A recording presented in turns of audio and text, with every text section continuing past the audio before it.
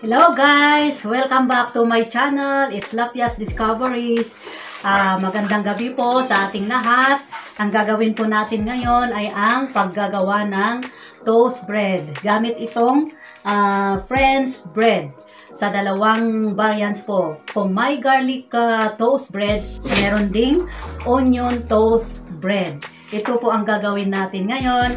At bago po yan ay introduce ko muna itong tinapay na ito kasi na-curious po ako mga guys, kasi nung dumaan po kami sa may Sunshine, sa may Friends Line, nagtaka po itong anak ko. Tinatanong po kasi kung ano daw itong klaseng, kung tinapay po daw ito o kahoy. Kasi dito po mga guys sa Baguio, ang trabaho ng mga tao dito, ang ilan sa trabaho ng mga tao dito ay ang paglililok po.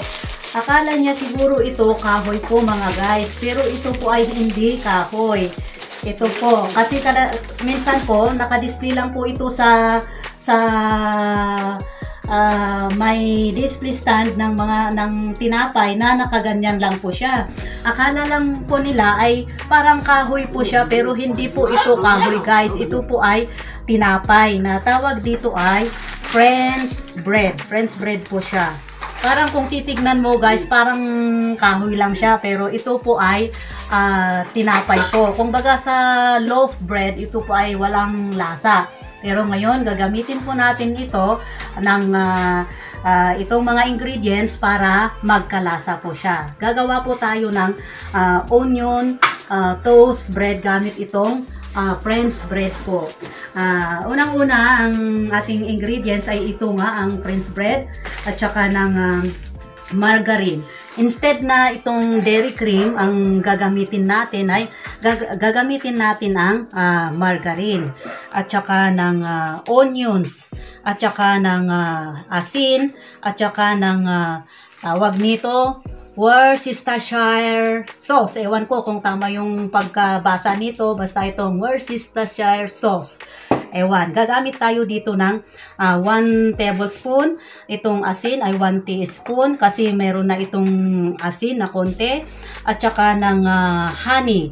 Instead na sugar, sa 2 tablespoon ng sugar, gagamit tayo ng 1/3 cup ng honey. Ito pong honey. Yan. Kung wala kayong honey, pwede naman po itong white sugar.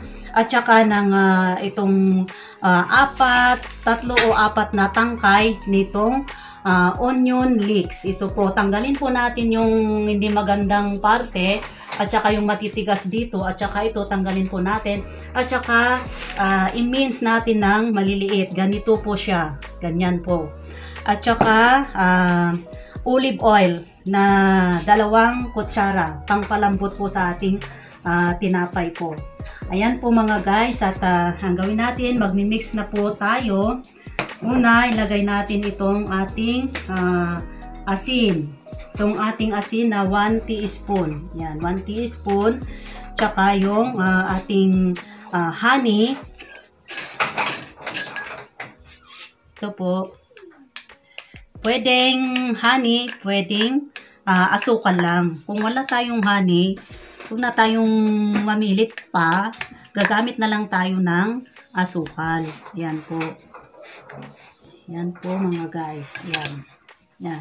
At saka itong ating 1 tablespoon ng Worcestershire sauce. Ewan kung ganyan ba ang pronunciation ng sauce na yan. Ganyan po. Tsaka natin siya i-mix.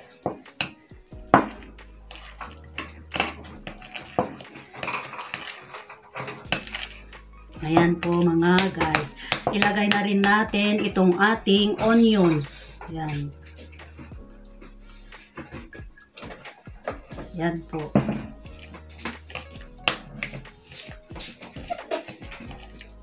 Yan. Kung pwede yung garlic sa ating pagtutoast, ay pwede rin itong ating onions, mga guys. Kaya subukan nyo ito. Pwede rin itong onions. Yan. I-mince lang natin siya ng maliliit para madali siyang matosta pag ipinahid natin sa ating tinapay.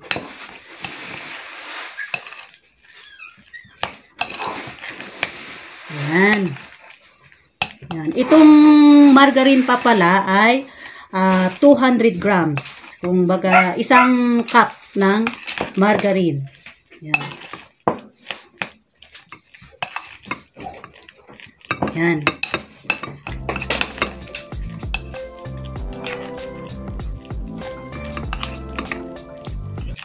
Gaya ng sabi ko, pwede kayong gumamit ng puting asukal o yung honey.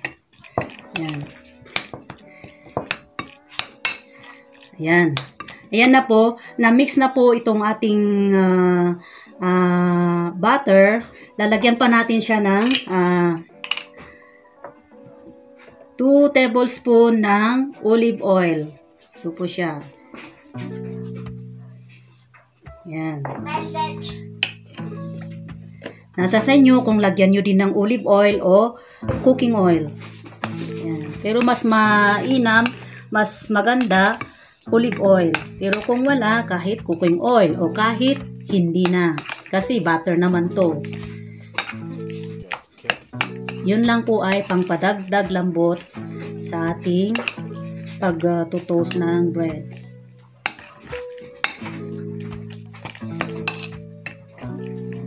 Ayan. Yan na po. Yan po mga nanay at ating itatabihan. Hahatiin na po natin itong ating tinapay. Yan po. Hatiin po natin muna siya sa gitna. Ayan. Tapos, i-slice natin siya ng ganyan. Ayan po.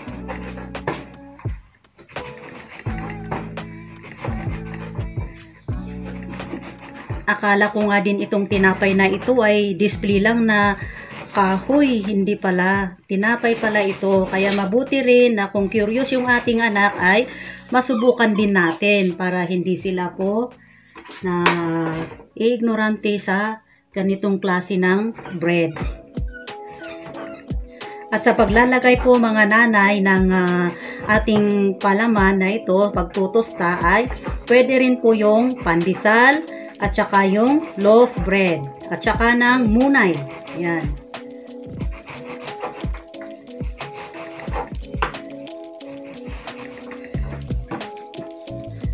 Yan po. Maring magtataka kayo kasi bakit ano to? At saka bakit meron itong nalagay kanina na tinapay? Kasi nauna ko nang ginawa yung isa sa paggagawa nanay ng tawag nito ng garlic toast. Kaya naluto ko na siya. I-demonstrate ko itong paggawa ng onion toast kasi kung ano yung ginawa natin sa onion toast, ganun din ang gagawin natin sa garlic toast. Ayan, magpapahid na po tayo ng ating palaman. Ayan po. I-mix natin ulit. Ayan.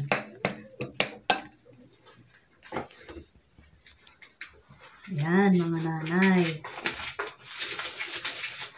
Pwede nyong damihan, pwede nyong kuntihin. Yan. Palabas na lang natin. Ganyan. Be sure po na malinis ang ating kamay sa paghahawak ng ating tinapay kasi atin po itong kakainin.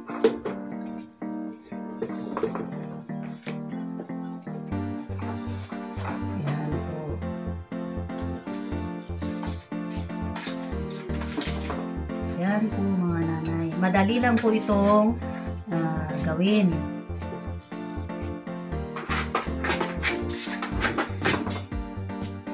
At saka mga nanay, kung may matira sa ating butter na ito ay pwedeng i-ref natin at gamitin natin sa susunod na mga araw na ating pagtutos. Yan.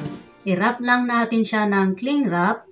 Kaya i-cover natin siya ng malinis na ilagay natin sa malinis na container, tsaka ilagay natin sa ating ref.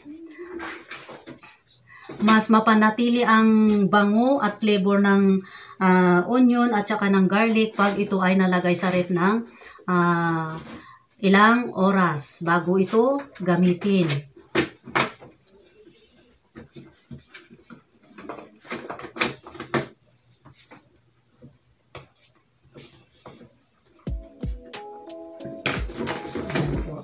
Yan po, ilagay na natin ito. Itosta natin siya ng mga 5 to 10 minutes.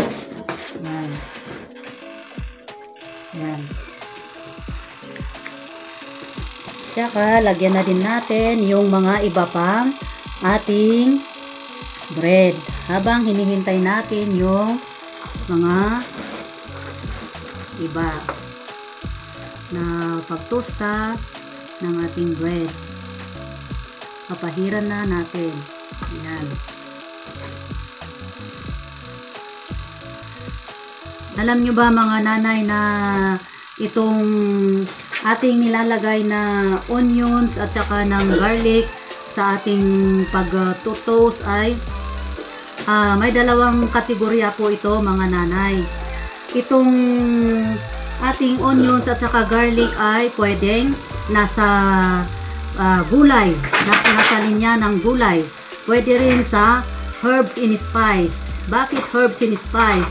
Kasi pwede natin siyang pangbango sa ating mga niluluto.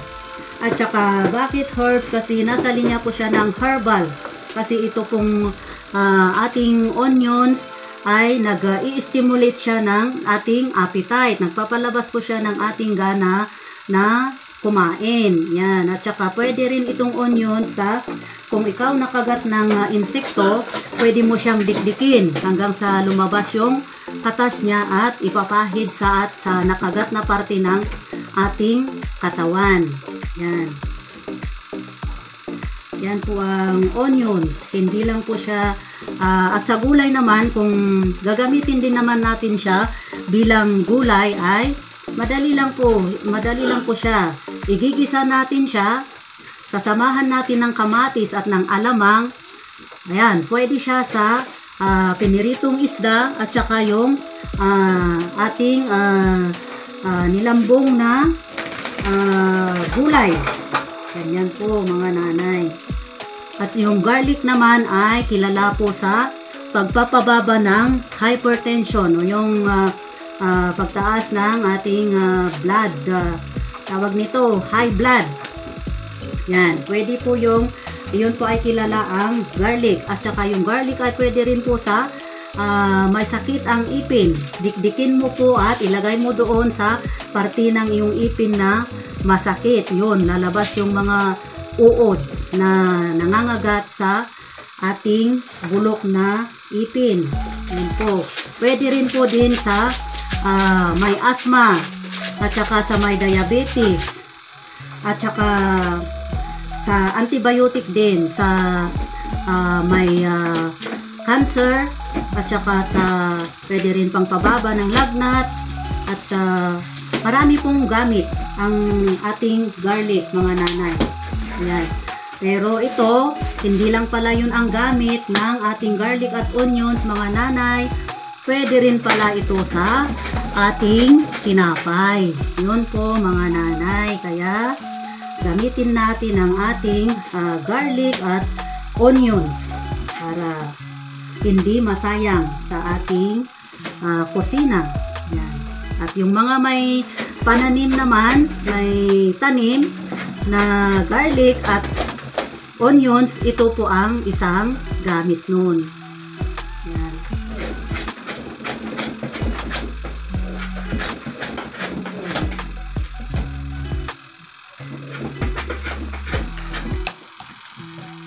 Yan, marami pa pong natira, pwede nating i-cover at ilagay sa rep sa susunod nating pagtutusta sa ating bahay. Yan po. Malapit na po siyang matusta.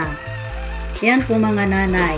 Ang dali lang pong magawa ng toasted bread at ating French bread ay nagamit na natin. At ito, natusta na po siya. Pwede natin siyang hanguin. Yan po mga nanay. Oh, ang ganda oh. Ayan. Try na natin sa ating lalagyan. Sa pagtutusta nga pala mga nanay ng ating toast bread ay nasa sa inyo kung gusto nyo siyang tostadong pirmi o kaya medyo tostado. Itong mga bata na hindi matibay ang ipin, gusto nila yung medium toast. Yan.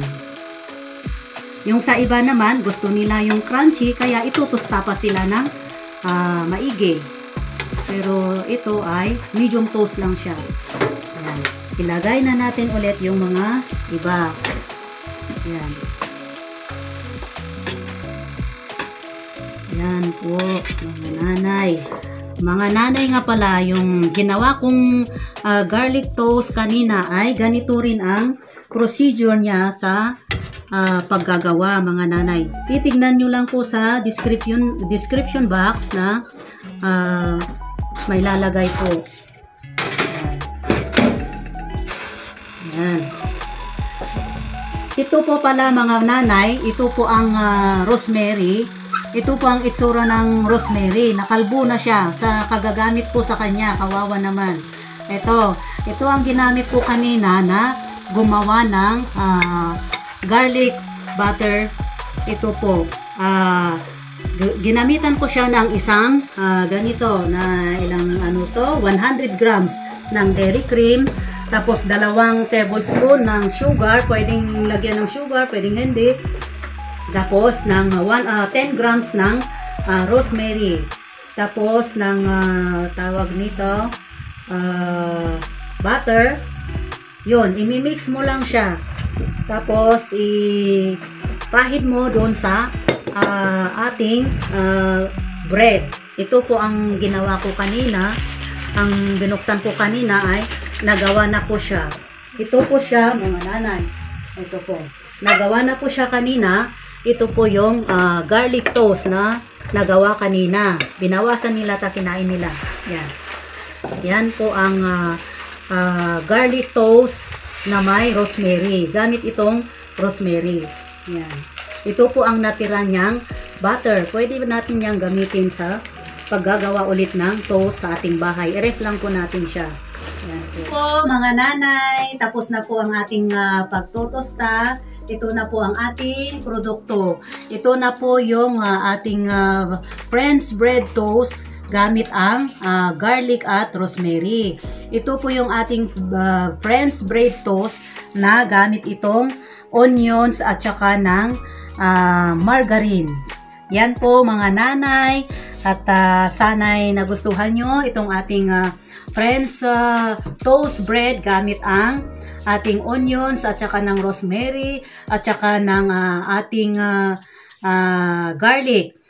Sa paggagamit po ng mga ingredients na ito ay pwede nyong gumamit ng mga basil at saka ng iba pang ang coriander at saka ng ating parsley sa paglalagay po ng ating toast. At maraming salamat ulit at magandang gabi po sa inyong lahat. God bless! Don't forget to like and subscribe. Bye-bye po! Maraming salamat!